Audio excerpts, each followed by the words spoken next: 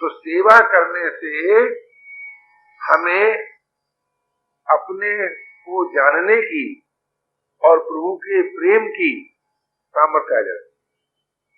तो इसलिए सेवा भी अपने लिए हुई, लेकिन लंबे रास्ते से हुई। तो वो मैं ये निवेदन कर रहा था कि जग कठिन यानी आवश्यक कार्य में भाग लेना ये सेवा हो गई, और उस सेवा के अंत में अचाह होकर मुझे कुछ नहीं चाहिए, निर्मम होकर मेरा कुछ नहीं है, या तो हम अपने को समर्पण कर दें या हम अचाह और अप्रयत्न हो जाएं। तो जब हम अचाह हो जाते हैं, जब हम अप्रयत्न हो जाते हैं, तो अपने आप हमारा प्रवेश उस देहातीत जीवन में हो जाता है जहां मैं और है का भेद नहीं रहता, आत्मा परमात्मा का भेद नहीं रहता, मैं और है का भेद नहीं रहता। उसमें हमारा प्रवेश होता है अचाह होने से, अप्रयत्न होने से। मुझे कुछ नहीं चाहिए, जब मैंने अपने लिए जब सेवा करूंगा तो मुझे अपने लिए क्या चाहिए? सेवक को अपने लिए कुछ नहीं चाहिए, सेवक के पास अपना कुछ नहीं होता। तो सेवा करने से अचाह होने की, अप्रयत्न होने की सामर्थ्य आती है, क्योंकि जीवन में करने का राग है। और अगर सेवा नहीं करोगे तो भोग करोगे, और जब भोग करोगे तब अचाह नहीं हो सकोगे, तब अप्रयत्न नहीं हो सकोगे। चाह भी रहेगी और प्रयत्न भी रहेगा, और चाह और प्रयत्न जब तक रहेगा तब तक देह के साथ मिले रहोगे, वो अलग पर मिले रहोगे।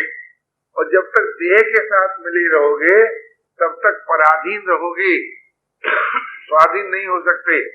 तब तक जन्म और मरण के चक्कर में घूमते रहोगे, मुक्त नहीं हो सकते। अशांत रहोगे, शांत नहीं हो सकते। सुख दुख में बंधे रहोगे, सुख दुख से अतीत नहीं हो सकते। इसलिए ये प्रोग्राम रखा कि भाई जग की सेवा करो, अपनी खोज करो, प्रभु से प्रेम करो। तो अपनी खोज करने के लिए आपको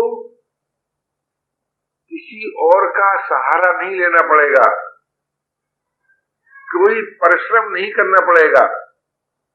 पराश्रय और परिश्रम को छोड़कर ही तुम अपनी खोज कर सकोगे, नहीं तो अपनी खोज नहीं होगी। और प्रेम के लिए प्रभु को ही अपना मानना पड़ेगा, वे ही मेरे अपने हैं और कोई मेरा अपना नहीं है, और उनसे भी मुझे कुछ नहीं चाहिए, ये भी मानना पड़ेगा। और अपने पर उनका पूरा अधिकार है, ये भी मानना पड़ेगा। किसी से किसी को प्रेम करना हो तो उसको अपना मानना होता है, और अपना मानने के लिए अपने अपने को उनके हाथ में दे देना होता है। मुझ पर तुम्हारा पूरा अधिकार है, चाहे जैसे राखो, चाहे कुछ करो, और मेरा तुम पर कोई अधिकार नहीं है। अर्थात मुझे तुमसे कुछ नहीं चाहिए, मुझे तुमसे कुछ नहीं चाहिए, मेरा तुम पर पूरा अधिकार है। इससे पहले प्रेम बातों से नहीं होता, नाक बंद करने से होता है, नाक बंद करने से होता है, किसी प्रकार से प्रेम पैदा नहीं होता सिवाय इसके।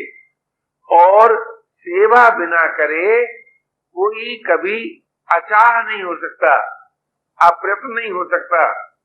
इसलिए पुरुषार्थ में कौन कौन सी बातें रही कि सेवा करके अपनी खोज करो, और अपनी खोज करने के लिए अचाह होना पड़ेगा, अप्रयत्न होना पड़ेगा, क्योंकि शरीर के द्वारा अपनी खोज नहीं हो सकती, इंद्रियों के द्वारा अपनी खोज नहीं हो सकती, मन बुद्धि के द्वारा अपनी खोज नहीं हो सकती, प्राणों के द्वारा अपनी खोज नहीं हो सकती, इन सब से अलग होने पर ही अपने द्वारा अपनी खोज हो सकती है। तो इन सब से अलग होने का उपाय क्या है कि सेवा करो और कुछ मत चाहो। सेवा करो अथवा अपने लिए कुछ मत करो। अपने लिए कुछ मत करो क्योंकि अपने लिए कुछ करने की बात है नहीं। क्यों नहीं है कि अपनी जो मांग है अमर जीवन की, वो मांग किसी कर्म के द्वारा पूरी नहीं होती। ये सोचिए, हम जो अमर जीवन चाहते हैं, हम जो स्वाधीन जीवन चाहते हैं, हम जो चिन्मय जीवन चाहते हैं, तो वो जीवन किसी शरीर के परिश्रम द्वारा प्राप्त नहीं होता। इसलिए अपने लिए करने की बात नहीं है। और वो जीवन संसार की सहायता से भी प्राप्त नहीं होता। अगर वो जीवन संसार की सहायता से प्राप्त होता तब तो उस जीवन के लिए खोज करने की बात नहीं होती। देखिए, एक होता है खोज करना, एक होता है उत्पन्न करना। तो कर्म का संबंध होता है उस चीजों में जो उत्पन्न होती है। फर्क मालूम होता है कि नहीं? ये भाषा समझ में आई कि नहीं आई? खोज करना और उत्पन्न करना। जैसे खेत में अनाज का उत्पन्न करना, तो इसमें कर्म अपेक्षित हुआ। लेकिन कोई चीज है अगर उसकी खोज करना, ये कर्म है क्या? भाई देखो, न समझ में आते वादे को वैसे खून लगा शहीदों में शामिल मत होना। सुनते सुनते जन्म बिता दो, समझ कुछ न पाओ। ये मेरा मतलब नहीं, इसलिए मैं बार बार पूछता हूँ। जैसे किसी चीज को पैदा करना होता है और किसी चीज की खोज करना होता है, तलाश। तो तलाश जो की जाती है वो उसकी की जाती है जो है, और पैदा जो की जाती है वो की जाती है जो नहीं है। कभी है और कभी नहीं, उसको उत्पन्न किया जाता है। और जो सदैव है, सर्वत्र है, उसकी खोज की जाती है। तो यह के संबंध में जो कुछ जरूरत होती है उसके लिए कर्म किया जाता है। जैसे कल अगर जाना है बंबई डॉक्टर को दिखाने के लिए, तो उसके लिए कर्म करना पड़ेगा। और वो डॉक्टर की पहुंच मैं तक न होकर शरीर तक रहेगी। तो संसार के जितने कर्म हैं वे शरीर तक रहते हैं और शरीर मैं तक नहीं पहुंचते। तो मैं की खोज करने के लिए शरीर का आश्रय छोड़ना पड़ता है, और शरीर का आश्रय छोड़ने के लिए सेवा करनी पड़ती है। अगर तुम सेवा नहीं करोगे और करने की राग बना रहेगा, करने की रुचि बनी रहेगी, तो तुम शरीर में चिपके रहोगे और व्यर्थ चेष्टा करते रहोगे। ऐसा या व्यर्थ चिंतन होता रहेगा, व्यर्थ चेष्टा करते रहोगे, व्यर्थ चिंतन होता रहेगा। कब तक? जब तक तुम सेवा नहीं करोगे। ये बात समझ में आ गई भाषा? कोई ऐसा भाई बहन तो नहीं जिसे न समझ में आई हो?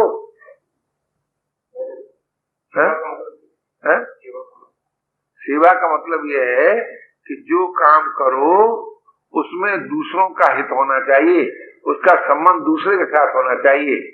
अपने सुख में उसका उपयोग नहीं होना चाहिए। यानी हम ये न सोचें कि हम जो करें उससे हमको मजा आए, हम जो करें उससे दूसरे का हित हो, दूसरे की प्रसन्नता हो, दूसरे का कल्याण हो, दूसरे का सुख हो, सो नहीं तो सभी कामी कुत्ते कहेंगे आओ हमारे सुख के लिए हमसे ये कराओ जी, तो उसमें उसका हित नहीं होगा ना। तो जिसमें दूसरे का हित हो उसको सेवा कहते हैं। जिसमें अपना सुख हो उसे भोग कहते हैं। भोग से शरीर का संबंध नहीं टूटता, सेवा से शरीर का संबंध टूटता है। और जब शरीर का संबंध टूटता है तब हम अपनी खोज के अधिकारी होते हैं। और जब मनुष्य अपनी खोज करने चलता है तो खोज करते करते स्वयं खो जाता है, और जो सदा सदा है वही रह जाता है। ये तो पुराने खोज करने वालों का फैसला सुना दिया, और उस फैसले के सीखने से काम नहीं चलेगा। तुम्हें भी अपने को खो देना पड़ेगा। तब काम चलेगा। इसलिए सेवा करो, अपनी खोज करो। अपनी खोज करते करते करते करते मैं को ढूंढते ढूंढते मैं है में विलीन हो जाता है। क्यों? मैं एक ऐसा तत्व है जो बिना आश्रय के रह नहीं सकता। चाहे संसार का आश्रय ले, चाहे परमात्मा का आश्रय ले। तो संसार का आश्रय लेता है तो संसार को ही मैं मानने लगता है, और जो परमात्मा का आश्रय लेता है तो परमात्मा को ही मैं मानने लगता है। ये तो मैंने एक फैसला सुनाया, लेकिन इसका तरीका तुम्हें जानना चाहिए कि मैं की खोज कैसे की जाए। तो यह से मैं का संबंध तोड़ दिया जाए। यह मैं मेरा कुछ नहीं है, यह से मुझे कुछ नहीं चाहिए, यह के द्वारा यह की सेवा करना है। ये भाषा समझ आई नहीं? यह माने शरीर, शरीर के द्वारा संसार की सेवा करना है।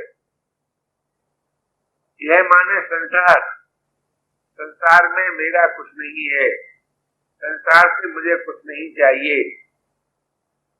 और जब संसार में मेरा कुछ नहीं है तो संसार की सहायता के बिना मैं कुछ कर नहीं सकता। और जब मैं कुछ कर ही नहीं सकता तो सचमुच मुझे पूछिए तो ये कारण मानना पड़ेगा कि मुझे अपने लिए कुछ करना नहीं है। संसार के लिए करना है, सेवा करनी है संसार के लिए, मुझे अपने लिए कुछ नहीं करना है। तब हम कार्य के अंत में जब सेवा का जो क्रियात्मक रूप होता है, जो प्रैक्टिकल रूप होता है, वो अखंड नहीं होता। अभी हम बोल रहे हैं तो चुप भी होंगे, आप सुन रहे हैं तो चुप भी होंगे, आप देख रहे हैं तो न देखने की स्थिति में भी जाएंगे, सोच रहे हैं तो कुछ काल के बाद न सोचने की स्थिति में भी जाएंगे कि नहीं जाएंगे? जाना ही पड़ता है ना। तो जागृत में ज्ञान पूर्वक न करने की जो स्थिति है उसका नाम है योग, और थक करके स्वभाव से विवश होकर के जो न करने की स्थिति है उसका नाम है सुसुप्ति, उसका नाम योग नहीं है। तो सुसुप्ति से हमको आराम तो मिलता है, शक्ति तो मिलती है, लेकिन हमको ज्ञान नहीं होता कि हम कहाँ चले गए न करने की स्थिति में, ये ज्ञान नहीं होता। लेकिन जागृत में जब न करने की स्थिति आती है तब हमें इस बात का बोध होता है कि हम किसी काल में भी शरीर नहीं है, न स्थूल शरीर है, न सूक्ष्म शरीर है, न कारण शरीर है। हम किसी काल में शरीर नहीं है। जब हम शरीर नहीं है तो हम क्या हैं ये देखना पड़ेगा। तो अब आप कह दीजिए, सुन लीजिए, मान लीजिए कि मैं आत्मा हूं, तो ऐसे काम नहीं चलेगा। जब हम शरीर नहीं है इस बात को शरीर से अलग होकर अनुभव करो कि हम शरीर नहीं है। तो शरीर से अलगपन का अनुभव हमें उस जीवन से, उस सत्य से जिसका कभी नाश नहीं होता, उससे अभिन्न कर देता है, मिला देता है, एक कर देता है। तो अब अंतर क्या हुआ कि शरीर के साथ हम कभी भी एक नहीं हो पाते, लेकिन शरीर से अतीत जो जीवन है उसके साथ हमारी एकता हो जाती है। उसकी समीपता आती है पहले, फिर एकता आती है, फिर अभिन्नता आती है। तो उसके साथ हमारा होता है, लेकिन शरीर के साथ हम कितने ही मिल जाएं पर एक नहीं हो पाते। हमेशा यही सोचते हैं मेरा हाथ, ये नहीं सोच पाते कि मैं हाथ। हमेशा यही सोचते हैं कि मेरा शरीर, ये नहीं कह पाते मैं शरीर, मेरा मन, मेरा प्राण, मेरी बुद्धि, मेरी इंद्रियां, इत्यादि इत्यादि। तो ये तीनों शरीरों का जो एक संगठन दिखाई देता है आपको, वो उन तीनों ही शरीरों के साथ मैंपन नहीं आता, मेरापन आता है। यानी मैं नहीं है, ये मेरा है, ऐसा महसूस करते हैं। लेकिन वास्तव में और जरा गहराई देखा जाए तो जैसे मैं नहीं है ऐसे मेरा भी नहीं है, क्योंकि शरीर को आप संसार से अलग नहीं कर पाते। कर सकते हैं क्या? शरीर को संसार से अलग ले जा सकते हैं क्या? नहीं ले जा सकते। तो शरीर को मेरा क्यों कहते हैं, संसार को मेरा क्यों नहीं कहते? और जब संसार को मेरा नहीं कहते तो शरीर को मैं क्यों कहते हैं? तो शरीर मैं नहीं हूं ये भी सिद्ध है और शरीर मेरा नहीं है ये भी सिद्ध है। जब ये दोनों बातें आपको सिद्ध हो गई कि शरीर मेरा नहीं है तो विकार नाश हो गए, शरीर मैं नहीं हूं तो इसमें जो बंधे हुए थे हम जड़ता में वो नाश हो जाएगा, प्रमाद नाश हो जाएगा, जड़ता नाश हो जाएगी और फिर मैं और है के साथ एकता हो जाएगी, चाहे योग होकर, चाहे बोध होकर और चाहे प्रेम होकर। यानी मैं को बोध प्राप्त हो जाए तब भी है के साथ एकता हो जाती है, मैं को योग प्राप्त हो जाए तब भी है के साथ एकता हो जाती है और मैं के अंदर प्रेम की अभिव्यक्ति हो जाए तब भी एकता हो जाती है। तो मैं का जो अंतिम विकसित रूप है वो योग है, बोध है और प्रेम है, शरीर नहीं है। वैसे तो लोग मैं को ब्रह्म कह देते हैं, ब्रह्म को मैं कह देते हैं। ये तो एक तरह की उपासना की पद्धति अलग है, लेकिन वास्तव में मैं का जो नित्य संबंध है वो योग, बोध और प्रेम से है। बोध और प्रेम और योग, इसके द्वारा हम उस जीवन को प्राप्त करते हैं जिसमें किसी प्रकार की कमी नहीं है, जिसमें किसी प्रकार का अभाव नहीं है, जिसमें किसी प्रकार की जड़ता नहीं है, निरसता नहीं है। तो अभाव से, जड़ता से, निरसता से रहित जीवन हमारा आपका अपना जीवन है। तो वो जो अपना जीवन है उसको हम भूल गए हैं, अलग नहीं हो गए, भूल गए हैं। तो उस भूल को मिटाने के लिए बात कही गई कि भाई पहले तो जगत की सेवा करो, फिर अपनी खोज करो, फिर प्रभु को प्रेम करो। यानी प्रभु के प्रेमी होकर, जगत के सेवक होकर आप अपनी खोज करो, ऐसा बताया गया। तो अपनी खोज करने के लिए जब प्रयास आरंभ होगा तो वो प्रयास शरीर के द्वारा नहीं होगा, क्योंकि शरीर के द्वारा तो सेवा हो सकती है, भोग हो सकता है, तप हो सकता है, खोज नहीं हो सकती। बड़ी विचित्र बात है। शरीर के सहारे को लेकर आप सही काम कर सकते हैं और शरीर के सहारे को लेकर आप तप कर सकते हैं, लेकिन शरीर के सहारे को लेकर आप अपनी खोज नहीं कर सकते। इसलिए शरीर का सहारा छोड़कर अप्रयत्न होकर हम अपनी खोज कर सकते हैं। खोज क्या कर सकते हैं? जब हम शरीर के साथ मिले नहीं रहते हैं तब हम परमात्मा के समीप होते हैं, परमात्मा से एक होते हैं, परमात्मा के से अभिन्न होते हैं। तो उसी समीपता का नाम योग और एकता का नाम बोध और अभिन्नता का नाम प्रेम। तो हमको योग, बोध और प्रेम की प्राप्ति होती है। भोग, मोह और आसक्ति का नाश होता है। जब तक हमको योग प्राप्त नहीं है तब तक भोग की रुचि में बंधे हुए हैं, और जब तक भोग की रुचि में बंधे हुए हैं तब तक मोह में और आसक्ति में आबद्ध हैं। इसकी भाषा समझते हैं आप, मोह और आसक्ति है? तो अब सोचिए कि आप भोग, मोह और आसक्ति में ही रहना चाहते हैं कि योग, बोध, प्रेम को पाना चाहते हैं? ये सोचिए। अगर आप योग, बोध, प्रेम को पाना चाहते हैं तो आपको सेवा करनी होगी, अचाह होना पड़ेगा, अप्रयत्न होना पड़ेगा, और कोई उपाय नहीं। सेवा करो जिससे अचाह होने की सामर्थ्य आ जाए, अचाह हो जाओ जिससे अप्रयत्न होने की सामर्थ्य आ जाए। ये जाती है। तो अप्रयत्न होने से योग हो जाता है, क्योंकि भोग में तो प्रयत्न रहता है। भोग बिना परिश्रम के, बिना पराश्रय के होता है क्या?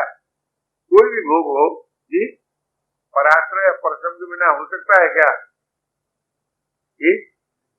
तो योग में न पराश्रय है न परिश्रम है। हम आपसे क्या बताएं, आज योग की बड़े बड़े सेमिनार होते हैं, सम्मेलन होते हैं, और योग के नाम पर शरीर विज्ञान और मनोविज्ञान की कुछ क्रियाएं सिखाते, बताते हैं।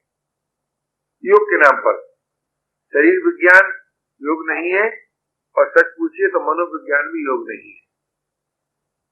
क्यों? मनोविज्ञान माने मन का व्यापार, शरीर विज्ञान माने शरीर का व्यापार, और वो व्यापार जिसमें शरीर का और मन का हित हो, इतनी बात है। लेकिन वो योग नहीं है। योग तो शरीर विज्ञान मनोविज्ञान इन दोनों से परे है। क्यों?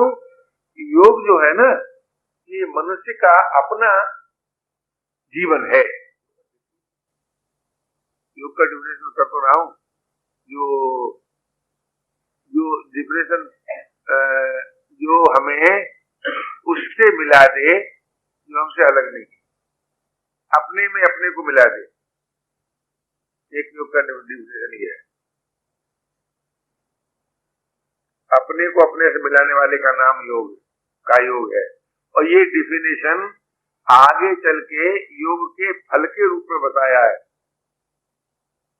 पतंजलि ने योग दर्शन लिखा है, उसमें योग की परिभाषा की चित्त की वृत्तियों का निरोध और फल बताया कि दृष्टा अपने स्वरूप में अवस्थित हो जाए। तो अब मानव शास्त्र में इस बात को ऐसे बताया कि योग का बाह्य रूप बताया अप्रयत्न, अचाह और अप्रयत्न, कोशिश न करना, न कहे न करने की स्थिति। तो न करने की स्थिति को भी योग कहते हैं, लेकिन मैं ऐसा नहीं मानता हूं कि न करने की स्थिति में हमारा उससे योग होता है जो अपना है, अपने में और अभी है और अविनाशी है और समर्थ है इत्यादि, अद्वितीय है, एक ही है। तो योग परमात्मा के साथ होता है, ऐसा मान लो बोलचाली बात। तो परमात्मा के साथ हमारी एकता, समीपता, अभिन्नता हो जाए, इसी के लिए ये जीवन है। और संसार के काम आ जाए, इसके लिए जीवन है। तो जग की सेवा अर्थात संसार के काम आ गए, और अपनी खोज अर्थात संसार से ऊपर उठ गए। अपनी खोज में ऊपर उठते हैं, संसार के साथ मिले नहीं रहते, संसार से अलग हो जाते हैं। और जब संसार से अलग हो जाते हैं तो उनमें प्रेम एक के बाद एक होता है। यहाँ सेवा अगर ठीक बन गई तो संसार से ऊपर उठने की शक्ति आ गई, और संसार से ऊपर उठ गए तो प्रेमी होने की शक्ति आ गई। तो वैसे तो ये तीनों चीजें मिलकर एक जीवन है। जग की सेवा, खोज, अपनी, प्रेम, उनसे, ये तीनों मिलकर के एक जीवन है, एक लाइफ है। तो वो मैं ये निवेदन कर रहा था आपसे कि क्या आज हम सेवा करने के लिए राजी हैं, अच्छा होने के लिए राजी हैं, अप्रयत्न होने के लिए राजी हैं, प्रेमी होने के लिए राजी हैं? अगर आप इन बातों के लिए राजी हैं तो आप बड़ी सुगमता पूर्वक सेवा कर सकते हैं, अपनी खोज भी कर सकते हैं और प्रेमी भी हो सकते हैं। ये इसमें आप पराधीन नहीं है। हर भाई हर बहन सेवा करने में, अपनी खोज करने में, प्रेमी होने में पराधीन नहीं है, और भोग करने में और मोह में और आसक्ति में हम कोई स्वाधीन नहीं है।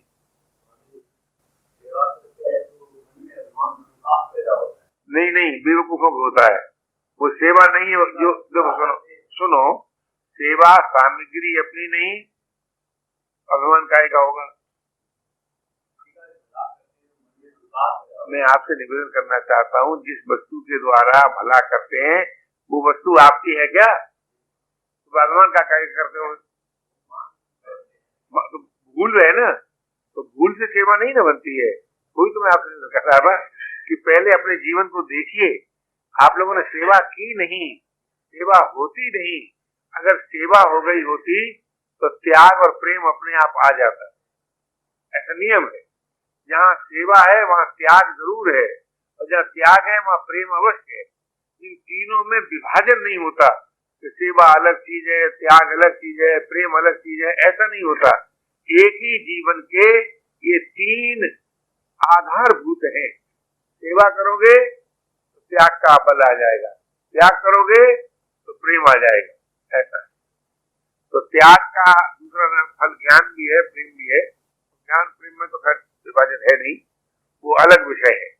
तो मैं जो अभी आपसे निवेदन कर रहा था कि सेवा बिना करे आप अपनी खोज नहीं कर सकेंगे, तो अपनी खोज किए बिना अपने में अपने प्रेमास्पद को नहीं पा सकेंगे। इसलिए ये तीनों बातें बताई गई, जगत की सेवा, खोज अपनी, प्रेम उनसे कीजिए। और इन तीनों बातों को कब बताया गया? जब ये बात आपके सामने पहले रख दी कि मैं नहीं, मेरा नहीं, ये शरीर मैं नहीं हूँ, ये शरीर मेरा नहीं है, ये तन किसी का है दिया, और जो भी अपने पास है वो धन किसी का है दिया। ये बात पहले बताई गई कि पहले ज्ञान पूर्वक ये अनुभव करो कि शरीर मेरा नहीं है, मैं शरीर नहीं हूँ, और जो कुछ मुझे अपने पास मालूम होता है वो किसी का दिया हुआ है। देने वाले की इतनी महानता है तो उसने इस महानता के साथ दिया है कि लेने वाला उसे अपना महसूस करने लगा कि मेरा ही है, और जो मिला है वो हमेशा पास रह सकता नहीं, और कब बिछुड़ जाए ये राज कोई कह सकता नहीं, ऐसी कुछ है। मिला हुआ साथ नहीं रहेगा, बिछुड़ अवश्य जाएगा। उसके बाद ये कहा, अगर ये सत्य आप पहले मान लेंगे, उसके बाद कहा जगत की सेवा, खोज अपनी, प्रेम उनसे कीजिए। तो पहली बातों को भूलने से ना आप बुलवान होगा भाई। अगर आप ये मान लेंगे कि धन मेरा नहीं है तो धन के द्वारा सेवा की हुई का मान कैसे हो जाएगा, धन मेरा नहीं है तो धन के द्वारा की हुई सेवा का मान कैसे हो जाएगा, योग्यता, वस्तु और सामर्थ्य मेरी नहीं है उसके द्वारा सेवा करने का अभिमान कैसे हो जाएगा। तो सेवा करने से अभिमान नहीं होता है, सब करने में अभिमान होता है, कर्म करने में अभिमान होता है। कर्म, पुण्य कर्म करने में अभिमान हो सकता है क्योंकि वो भूल से जन्म, कर्म का जन्म भूल से होता है, सेवा का जन्म भूल रहित होने से होता है। इसलिए सेवा का अभिमान नहीं होना चाहिए, और सेवा का अंत त्याग में और त्याग का अंत प्रेम में हो जाना चाहिए। कहते हो कह दो, चाहे कह दो सेवा का अंत योग में, और योग की पूर्णता बोध में, और बोध की पूर्णता प्रेम में होनी ही चाहिए, ऐसा कर